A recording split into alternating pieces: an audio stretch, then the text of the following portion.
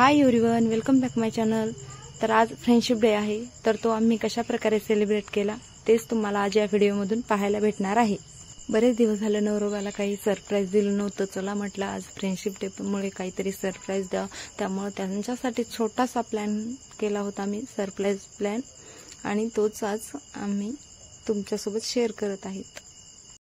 आपले वडील आणि भाऊ बहिणी ह्या नात्याच्या नंतर आपल्यासाठी एकच महत्त्वाचं नातं असतं, ते म्हणजे आपल्या जीवनाचा साथीदार। त्याच्यासाठी आपण एवढं तर करूच शकतो।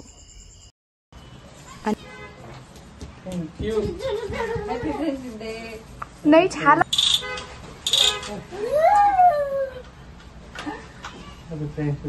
थँक्यू।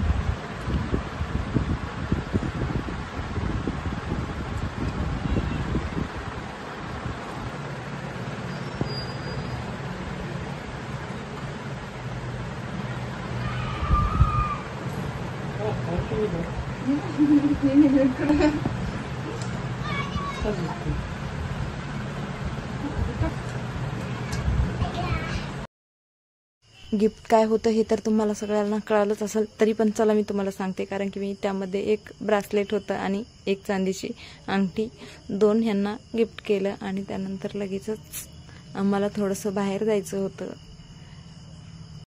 बाहेर म्हणजेच महादेवाच्या दर्शनाला जायचं होतं, त्यामुळे मग आम्ही लगेच निघालो।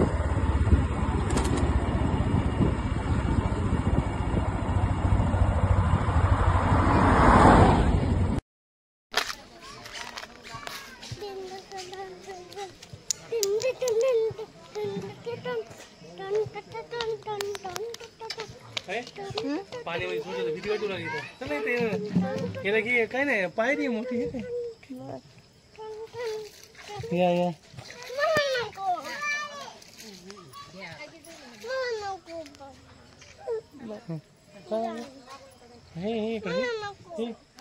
पापा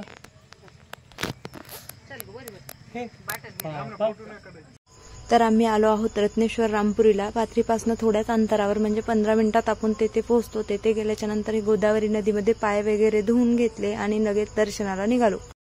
तर आता घरून फ्रेंडशिप डे सेलिब्रेट करून आम्ही आलो आहेत रत्नेश्वर रामपुरीला। तर हा बघा नदीचा किनारा आहे आणि व्ह्यू बघा पण किती सुंदर आहे।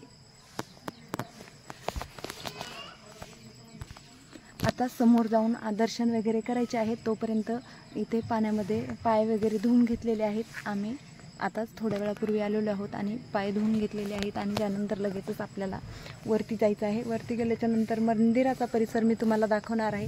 मंदिराचा परिसरही खूप सुंदर आहे आणि हा नदीचा किनाराही खूप सुंदर आहे। बघू शकता तुम्ही माझ्या पाठीमागे, तुम्हाला व्ह्यू किती सुंदर दिसत आहे। छान असं परिसर आहे आणि वातावरणही इथलं खूप सुंदर आहे। त्यामुळं मग म्हटलं चला निसर्गरम्य वातावरणामध्ये थोडंसं फिरून यावं। कसं श्रावणही चालू आहे आणि हे महादेवाचं मंदिर असल्यामुळं मग आम्ही इथं आलो होतो महादेवाच्या दर्शनासाठी। चला तर मग आता आपण देवाचं दर्शन करूयात। आता आम्ही दर्शन घेण्यासाठी मंदिराकडे जात आहोत। पाठीमागे जी दिसते ती गोदावरी नदी आहे आणि मंदिराचं एक वैशिष्ट्य आहे, ते म्हणजे मंदिरातील महादेवाच्या पिंडीवर आपण जर जलाभिषेक केला तर दूध वर येतं, आणि जर दुग्धाभिषेक केला तर जल वरती येतं। असं हे महादेवाच्या पिंडीवरचं दुधाचं आणि जलाचं अभिषेकाचं वैशिष्ट्य आहे। जेव्हा आम्ही मंदिरात गेलो तेव्हा जास्त गर्दी नसल्यामुळे आमचे दर्शनही व्यवस्थित झाले। आम्ही तिथे थोडा वेळ थांबलोही होतो।